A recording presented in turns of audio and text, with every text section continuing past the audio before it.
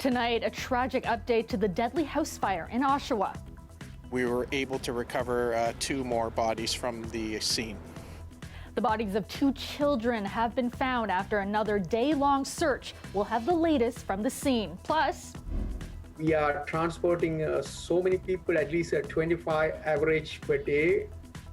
Taxi drivers speaking out after being left off the list of those eligible for a vaccine in the next phase of the rollout. What the Premier had to say when asked about it today. And practically everyone is stressed. They have the fear, anxiety. What some groups want to see addressed and what we can expect as the province gets set to put forth its budget plan tomorrow. Good evening, I'm Kelda Yoon. 2 children have been recovered from a row house in Oshawa tonight after a devastating fire yesterday. This brings the number of people dead to 4. 2 adults, both men, were recovered from the home yesterday. Officials providing an update from the scene tonight. As a result of information that we received, we have launched a police investigation, and our major crimes investigators will be holding the scene and launching their investigation. We will be working alongside the Office of the Fire Marshal and also working with the Centre of Forensic Sciences to assist us with the identification of the 4 deceased parties. The fire started just after 1 a.m. Monday at the home on Olive Avenue near Ritson Road South and Highway 401. 5 people were able to escape from the home. Police say 7 units on the street were damaged, and we're learning tonight it will be several days before residents can return. And new tonight, thousands of University Health Network staff have so far not been vaccinated against COVID-19, prompting an internal email from the hospital network's president asking them to get vaccinated. CBC News has obtained that email. It reads in part, "Today I am writing to directly appeal to approximately 4,000 people who are coming into the hospital and have not protected themselves, their families, colleagues, and patients against this deadly disease." The plea was made to groups of staff at some of the highest levels of risk for encountering the virus in the workplace, including those working in the emergency department, intensive care units, inpatient units, and COVID-19 units. Since the email was sent out, UHN has had around 1,000 more hospital workers register, bringing the total to just over 18,000 people who will be vaccinated. It's not clear how many staff are signing up for vaccinations at other hospitals and healthcare networks in the Toronto area. Nearly 200,000 people in Ontario aged 80 and up have neither received a COVID-19 vaccine nor booked an appointment for one. Now, that has health experts concerned. It also prompted action this afternoon from the Ford government. Our Queen's Park reporter Mike Crawley has the details.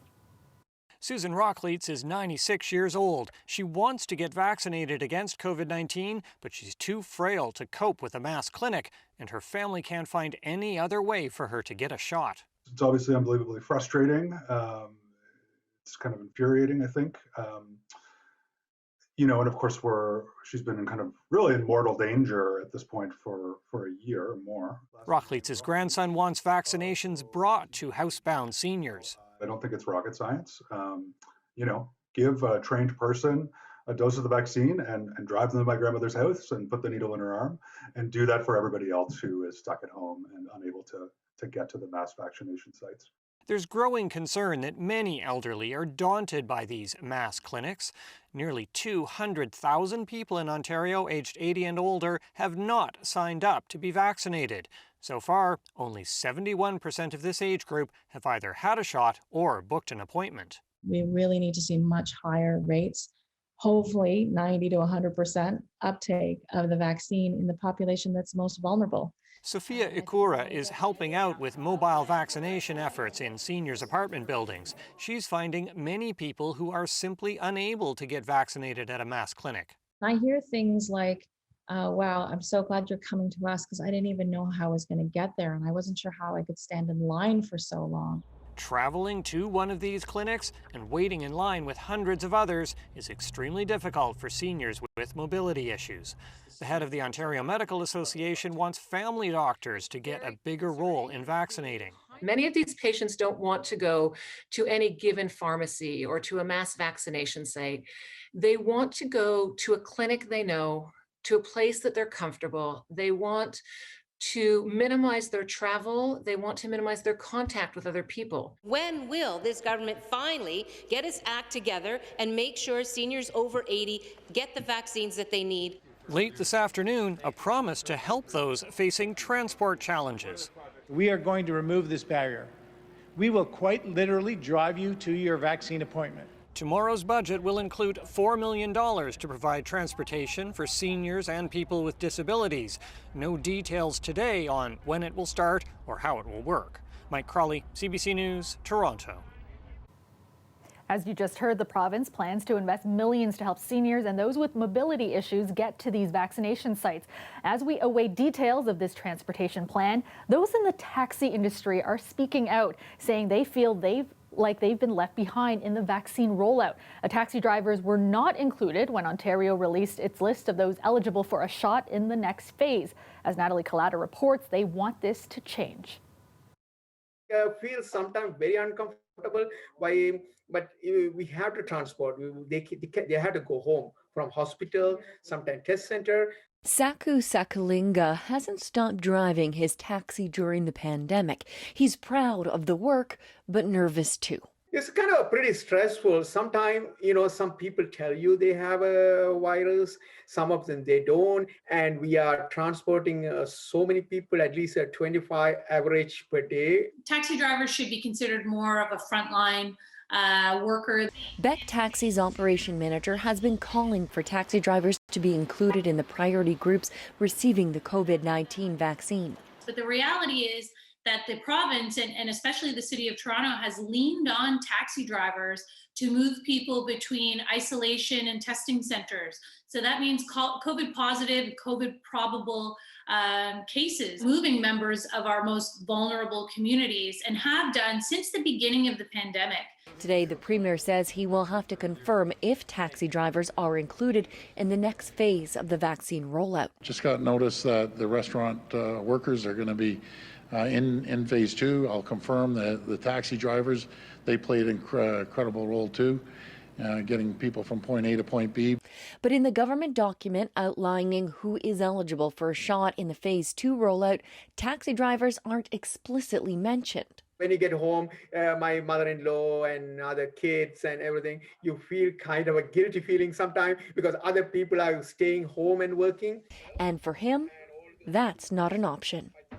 Natalie Collada, CBC News, Toronto. All eyes will be on Queen's Park tomorrow as the province puts forth its budget plan to get Ontario's finances back on track. Lorena Redekop has more on what to expect and what some groups want to see. A rally to rev up pressure. Healthcare workers from 3 different unions circled Queen's Park, timed during question period, in hopes they're heard by the politicians inside. Among the demands for tomorrow's budget, bring back the $4 an hour pandemic pay top-up some workers received, make it permanent, and expand the list of who can get it. We need to respect that we work as a team. This personal support worker has a role with her union, CUPE Local 79, hearing from people who do a range of jobs. Practically everyone is stressed. They have the fear, anxiety, depression within the members because the work itself is hard, and to deal with the COVID, that's another problem. They also want guaranteed paid sick days, something the opposition has been calling for months. Doug Ford's government got rid of them when they first came to power. Am I confident? No. But we're out here today representing 175,000, hopeful that they will hear what people say and that we will see it, a difference, some respect and some protection and some pay reflected in that budget tomorrow. Another group of healthcare workers is also looking for more in this budget. Lab technologists say they were already short-staffed before the pandemic, and now their workload is increased. I had a phone call just last Friday with 2 that called me and said, I've had enough. I'm done with the 24/7 hours and no investment in lab, and something needs to change. So I think it's good that they've invested in PSWs. That is the fire. but we are the next fire. The guy with all the cash, he's going to roll out a great budget tomorrow, and it's going to be a great budget for the people of Ontario.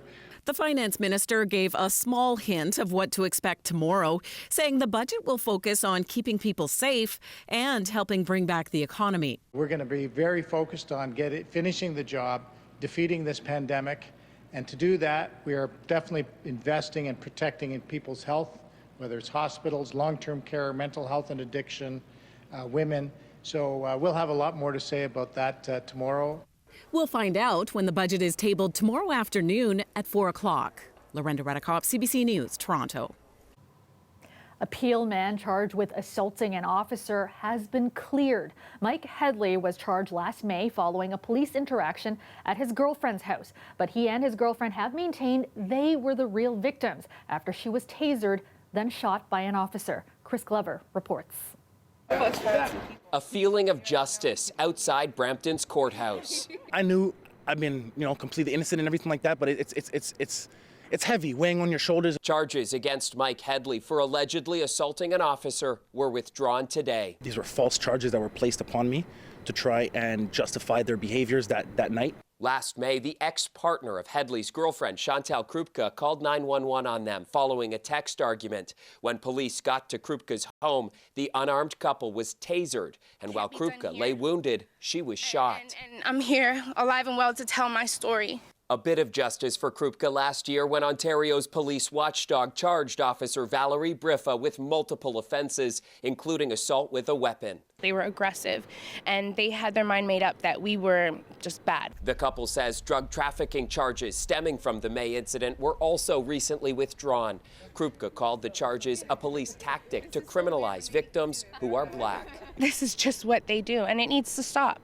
Enough is enough. Officer Briffa resigned, but the other responding officer has not faced consequences. In a statement today, Peel Police said it's committed to equitable treatment, and following Briffa's full court process, an administrative review of the incident will be completed. We do want to pursue further charges on the officer who placed these false charges, and we want the charges on Valerie Briffa upped to attempted murder. Policing is a dangerous job. In the past year, there have been multiple demonstrations at police stations over people of color who have been injured or killed by Peel Police. Following a December demonstration last year, Krupka and others got mischief charges that they are still fighting. Luckily, because I was laying flat on my back, the angle went in just right to my hip and shattered my hip. Krupka is now pregnant and trying to move on. Even though it's coming up on a year, there's still night terrors, there's still flashbacks and things like that. And so I think it was the mental harm that was the most damaging. They say they won't stop fighting for justice. Chris Glover, CBC News, Brampton. I know me and my family, we just had a baby. We were out here every weekend. City staff have been asked to take a second look before axing Active TO's most popular road closure, Lakeshore Boulevard West. We'll have all the details after the break. Plus, after a quiet weather pattern today, we're going to see things really changing for Wednesday. I'm meteorologist Colette Kennedy. This one takes a little bit of explaining because there's a lot going on, and I'll do that coming up after the break.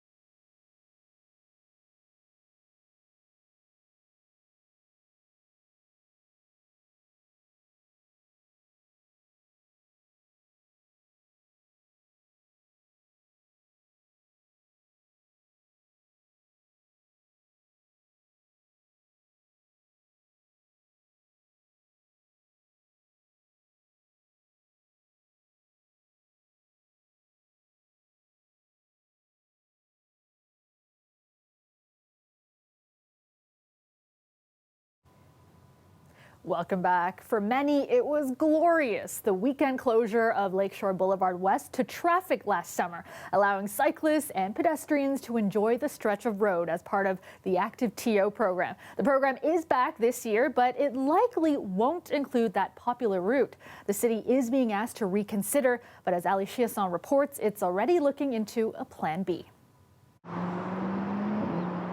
I know me and my family, we just had a baby. We were out here every weekend. It was something we looked forward to, after being cooped up for the winter. Us and, tens of thousands of families and road cyclists and people rollerblading and people using mobility devices all out here just enjoying the space. According to city statistics, the closed stretch of Lakeshore Boulevard West was used by an average of 18,000 cyclists and 4,000 pedestrians every weekend. A quarter of people started riding a bike again or started riding for the first time as a result of routes like Active TO on Lakeshore West. Well, a year later, the pandemic is still here, but this popular bike path might not be. Construction at the King, Queen, and Roncesvalles intersection is in the way. That would really disrupt transportation patterns in the whole west end of the city. Streetcar tracks are being replaced. They're doing sewer and water main construction, work that will go well into next year. We've pushed that work off now too long, and it needs to proceed. Councillor Mike Layton is on the infrastructure committee. It's certainly not out of the picture. There was a meeting today that looked at different options for Active TO. He's still pulling for Lakeshore. Can we take 1 or 2 lanes of Lakeshore and expand Martin and Goodman Trail so that there's a more, like maybe it's half the width that it was? The committee has been tasked to come up with a plan B for Active TO. Blocking off different roads is a possibility. Allen Road, there's been discussion about perhaps an expansion of the open streets concept we have on Bloor Street. There's even an opportunity. It'd be wise if we started to do that in different parts of the city so that everyone is living in close proximity to one of these openings. Because let's face it, if you live in the city's northwest or northeast, you're not going to take public transit or drive down to Lakeshore in order to enjoy a walk. You're going to want to do it in your community. And we should be finding options like that. Demand is certainly pent up and it's there, and it's really just about making space for people. When you do it, you see the results. The committee has 2 weeks to come up with a new, dedicated pedestrian cyclist corridor for Active TO to be voted on by council. Ali Chiasson, CBC News, Toronto. Partly cloudy this evening with showers developing overnight and temperatures mild. Currently, it's 13 degrees downtown. Let's go now to our Colette Kennedy with a look at the forecast. And Colette, a little cloudier today, but who can complain? Another day of double-digit temperatures. So nice out earlier. Yeah, absolutely, Kelda. We've got these temperatures well above seasonal, and even the overnight lows, actually, if you take that, that's more an indication of what a typical daytime high would be when we look at our seasonal averages over about 30 years. So, yes, we're definitely on the warm side of things, and now we've got a couple of systems that are going to work their way through this week. So, first one coming in for Wednesday, and we are going to see a bit of everything, so I've really got to kind of give you the details on that. Our temperatures remaining mild for another couple of days before they change. Yes, and you see when I've got it right there, giveaway. At the end of the week, it does get a little bit cooler, and the second system coming in there where we're going to get into some periods of rain as we go into Friday. But there's a look at those daytime highs today. It's not just the mid-teens, lots of areas where you see some upper teens here too, around the Niagara region into southwestern Ontario, and Windsor doing it again, and you'll do it again tomorrow with that high of 20 degrees. But here comes our system. So in the overnight hours, but it's really early tomorrow morning, some of the heavier stuff over the lake here into the west end of Lake Erie, but starting to see some precipitation kind of coming in, still dry in the early morning hours over towards the GTA and around the Golden Horseshoe. But then later morning hours, we could see scattered showers starting to move eastward here, and you're going to get kind of a dry period. Just kind of work with me on this, because we'll see a dry period at times too into the afternoon here through Toronto. And with that, and with some breaks in the cloud cover, some of that energy the sun will provide will enhance the risk that we get into some Later afternoon and evening showers and thunderstorms could fuel some of those thunderstorms. A break in precipitation as well towards the southwest, and then some scattered thunderstorms likely there too. So it becomes a busier kind of evening as well. Then we clear out through the overnight. We'll start off with some sun, a mix of sun and cloud. On Thursday, we get a break through much of the day. Thursday, winds will continue to push those temperatures up into upper teens. And then Thursday night into Friday, that second system arrives, and that'll start to bring in those periods of some heavier rain. Do want you to know that the winds will be kicking up southwestern Ontario. You'll see those, some of those up towards 50, 60 kilometers an hour, some of the gusts as we head through the day on Wednesday. Tonight, a look at your temperatures holding, other than London, double digits, holding that heat in. Tomorrow, I said you'd do it again. Yeah, Leamington, you as well, up to 20 degrees. And around the GTA, these are what should be, I mean, even these are kind of warm for daytime highs this time of year, but only by a degree or so. And there you go tomorrow. Mid-teens again with that east wind, though. Oshawa, a little bit cooler probably. Just kind of depends where you are. The farther away from the lake you are, of course, the warmer it will be. Thursday, that's 17. And then Thursday night into Friday, as that rain comes in, it does knock those temperatures back down. And we get kind of a mix as we go into the weekend, Calda. Thanks so much, Colette. The weather is brought to you by Trane, the most reliable heating and cooling brand. We test, so it runs. It's hard to stop a train. The creator of a popular Toronto dance group celebrates her 106th birthday. How old are you today, Mom? God, why did you ask me that? We'll introduce you to Rose Steer of Rose's Rockettes after the break. I'm Ismaila Alpha, host of Metro Morning. So we're continuing our series focusing on the future of work. And on tomorrow's program, how improv can improve your interactions in the workplace. Join me weekdays from 5:30 till 8:30 for Metro Morning on CBC Radio 1.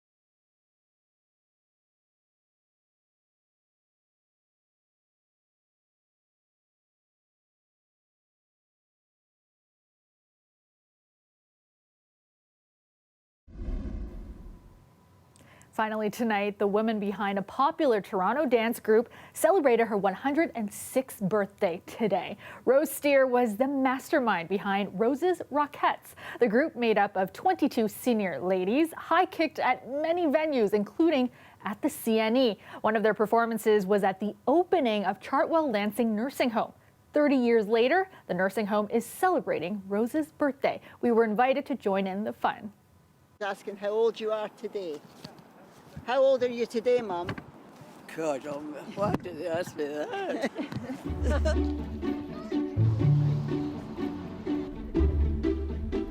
This is her on the front page of the Star. She was dancing down at the exhibition. She was 78 years old. Every year she had her Rockettes there, the Second Mile Rockettes, and they were the hit of the show. She's right here, she's the leader. I think she misses just getting out and about with all the ladies and organising them and getting them shows. This is at the Carlton Club in 1984. How does it feel for you to be celebrating your mother's 106th birthday? I can't believe it. I just feel so proud to have her here. She's always upbeat. When I was getting a wee bit down because of the pandemic, Mum said to me, Margaret, I've lived through Spanish flu, 2 world wars, plus this one, and we'll get through it. Everybody will get through it. So I thought, oh, okay, Mum. The Chartwell staff here, the A-team, they've been amazing. They've gone away above and beyond. What's your secret for living so long, Mum? Just loving everybody. Just loving everybody, yeah. She used to say being single and drinking lots of water. Happy birthday to you. Happy birthday to you. Happy birthday, dear Rose. Happy birthday to you. And that is our show for you tonight. Thank you so much for watching. Dwight Drummond has your next local newscast tomorrow at 6. Chris Glover has you covered at 11. Have a great night, everyone.